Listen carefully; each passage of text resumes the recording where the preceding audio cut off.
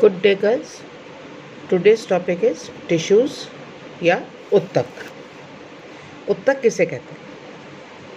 एक ही प्रकार की कोशिकाओं के समूह जिनकी संरचना और कार्य समान हो उन्हें उत्तक कहते हैं।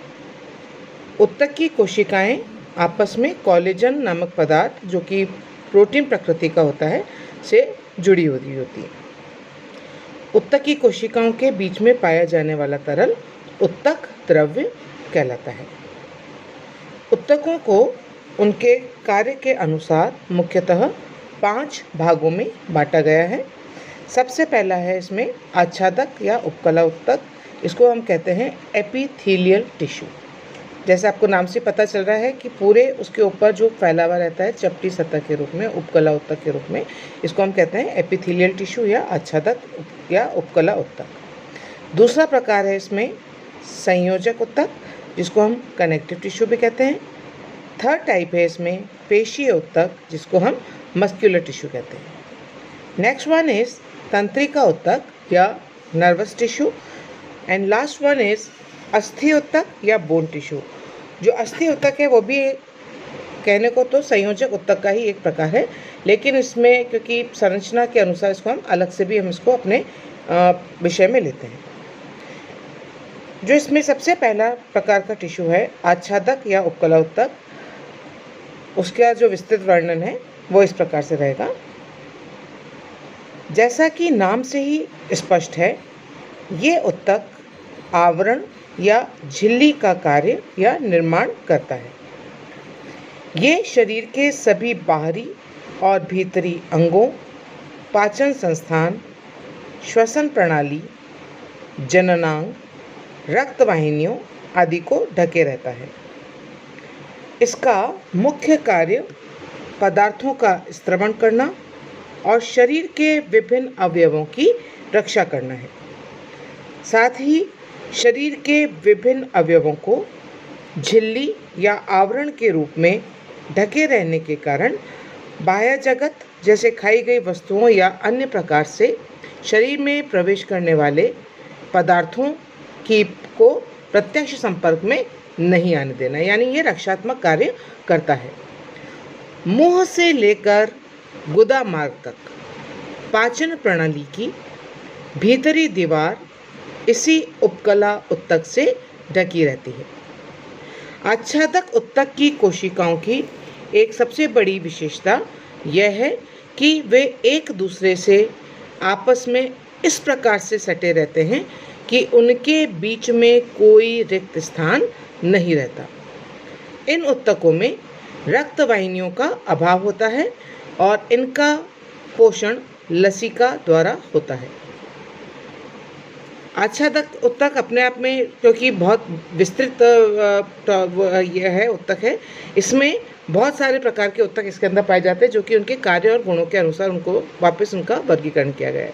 तो आच्छादक उत्तकों को परतों या सतह की उपस्थिति के अनुसार पुनः 2 भागों में बांटा गया है। इसमें पहला है सामान्य आच्छादक उत्तक या सिंपल एपिथेलियल टिश्यू, और दूसरा जो इसका मुख्य प्रकार है वो है आपका संयुक्त आच्छादक या स्तरित उपकला उत्तक, जिसको हम कंपाउंड टिश्यू या स्ट्रेटेड एपिथेलियल टिश्यू भी कहते हैं। राइट नो जो सिंपल एपिथेलियल टिश्यू है उसको भी वापस हमने 6 प्रकारों में बांटा है, अगेन उसकी संरचना और कार्यों के अनुसार।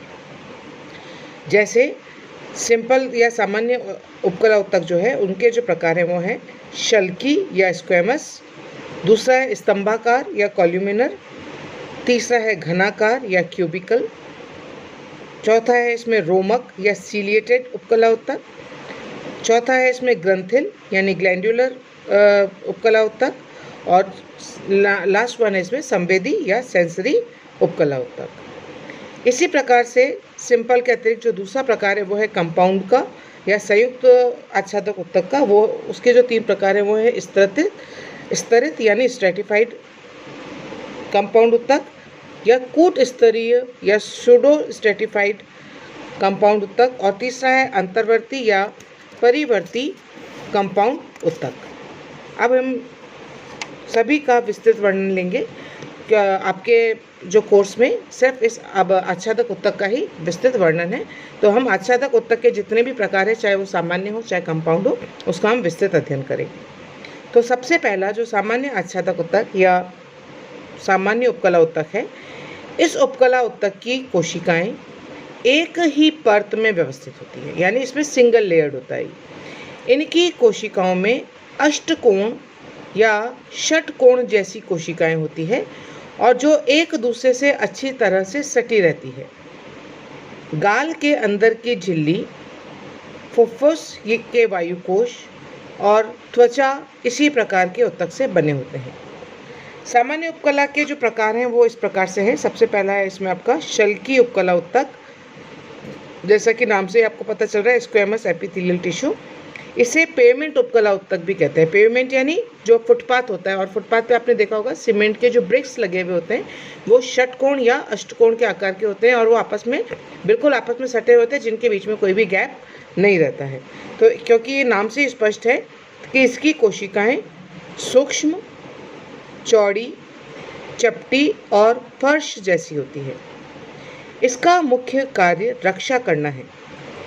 जिन अंगों में अधिक चिकनी सतह की आवश्यकता होती है वहाँ प्रायः यह उत्तक पाया जाता है, जैसे हृदय, रक्तवाहिका, लसिका वाहिनी की भित्ति, फुफ्फुस के वायुकोश, त्वचा, गाल के भीतर की झिल्ली इसी प्रकार की उपकला से बने होते हैं।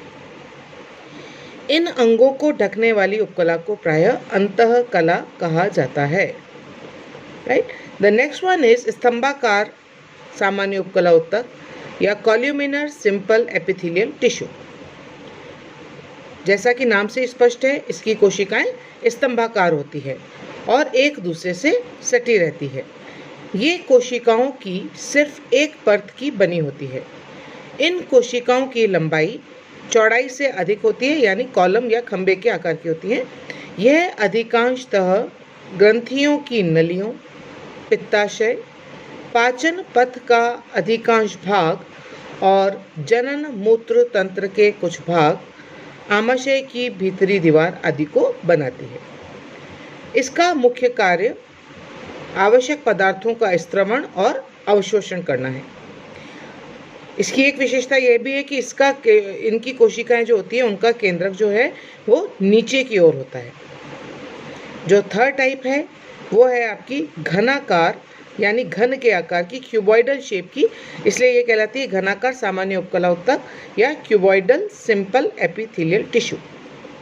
इसकी कोशिकाएं अपने नाम के अनुसार घन के आकार की होती हैं और मुख्यतः लार ग्रंथि, अग्नाशय की नली और थायराइड ग्रंथि का निर्माण करती है। वृक्क नलिकाओं, वृषण और अंडाशय की जनन उपकला भी घनाकार ही होती है। इनका भी मुख्य कार्य स्त्रवण करना, उत्सर्जन करना और अवशोषण करना है। तीसरी है रोमक सामान्य उपकला उत्तक या सीलिएटेड एपिथेलियल टिश्यू। इन उत्तकों की कोशिकाएं मुख्यतः स्तंभाकार और घनाकार होती हैं और श्वसन प्रणाली ऐसे ही उत्तकों द्वारा आच्छादित रहती है।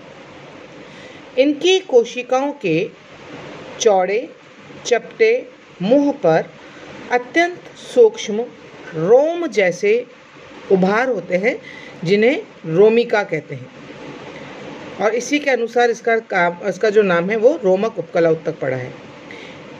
इनका कार्य प्रणाली में अवांछित रूप से प्रवेश करने वाली वस्तुओं को बाहर निकालना है।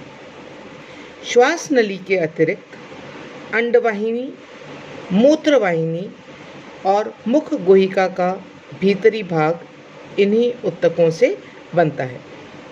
सभी सूक्ष्म रोम निरंतर एक ही दिशा में गतिशील रहते हैं।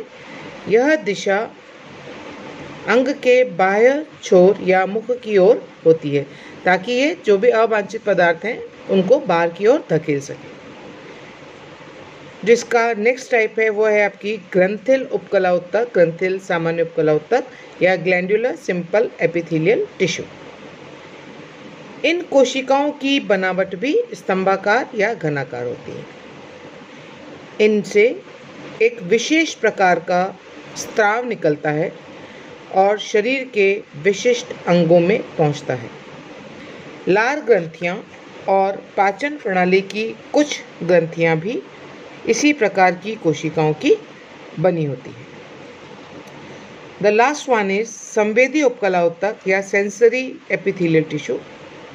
इस प्रकार के उत्तक की कोशिकाओं के स्वतंत्र सिरे पर महीन रोम जैसी रचना या पदार्थ होता है, जिसका दूसरा सिरा किसी संवेदी तंत्रिका से जुड़ा रहता है। इन रोमों पर आघात होते ही या प्रहार होते ही इसकी सूचना तंत्रिका विशेष द्वारा मस्तिष्क में पहुंचती है और इस तरह के उत्तक कान के भीतरी भाग, नाक की म्यूकस कला, आँख की रेटिना और जीभ की स्वाद कलिकाओं में पाए जाते हैं। यानी जितने भी संवेदी अंग हैं उनमें इनकी उपस्थिति रहती है।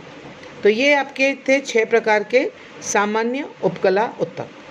नाउ जो सेकंड टाइप है एपिथेलियल टिश्यू का, वो है आपका संयुक्त उपकला उत्तक या कंपाउंड एपिथेलियल टिश्यू। इनमें एक से अधिक परतों में कोशिकाओं के समूह पाए जाते हैं, अतः संयुक्त उपकला उत्तक कहलाती है। जैसे सामान्य उपकला उत्तक में परतों का सिर्फ एक परत होती है और यहाँ पर इसमें परतों पर जो परतें हैं वो कई समूह में या कई स्तरों में पाई जाती है। सबसे पहली है स्तरित उपकला उत्तक या स्ट्रेटिफाइड एपिथेलियल टिश्यू। इस प्रकार के उपकला उत्तक में कई परतें होती है। सबसे निचला स्तर विभाजित होकर ऊपरी नए स्तरों का निर्माण करता है, जो बाहर की ओर सरकते रहते हैं। बाहरी परत का घर्षण के कारण नाश होता रहता है। मुख गुहिका, योनि, नासा गुहा और त्वचा की बाह्य परत ऐसे ही उत्तकों से बनी होती है। इसका सबसे बेस्ट एग्जांपल है अपने पाँव की, हाथ की त्वचा, जो कि कई बार रगड़ने पर या जिसको हम डेड स्किन कहते हैं, वो जब उसमें दर्द नहीं होता, उसमें सेंसेशन नहीं होते, लेकिन हम उसको जैसे ही हटाते हैं तो नीचे से दूसरी त्वचा अपने आप से निकल आती है। दूसरा है आपका कूट स्तरीय उपकला उत्तक। जो कंपाउंड एपिथेलियल टिश्यू है उसका सेकेंड टाइप है कूट स्तरीय यानी छुपी हुई, कूट स्तरीय यानी छुपी हुई, या इसको हम कहते हैं सूडो स्ट्रेटिफाइड कंपाउंड टिश्यू। इनकी कोशिकाएं अनियमित रूप से व्यवस्थित होती हैं, जिसके कारण इनमें एक से अधिक परतों का आभास होता है। इनकी कोशिकाओं में रोम पाए जाते हैं। श्वास नली और घ्राण कोश में इसी प्रकार के उत्तक पाए जाते हैं। और तीसरा जो इसका भाग है या तीसरा जो प्रकार है वो है आपकी अंतर्वर्ती या परावर्ती संयुक्त उपकला उत्तक। ये 3 या 4 सतहों में पाई जाती है तथा पतली और लचीली प्रवृत्ति की होती है। इसकी ऊपरी सतह चपटी और बड़ी होती है और इनकी उपस्थिति मूत्राशय, मूत्रमार्ग, वृक्क का पेल्विस आदि में इनकी उपस्थिति पाई जाती है। तो ये आपके थे सारे एपिथेलियल टिश्यू या आच्छादक या उपकला उत्तक के प्रकार, और इसके साथ ही आपका ये टॉपिक खत्म होगा।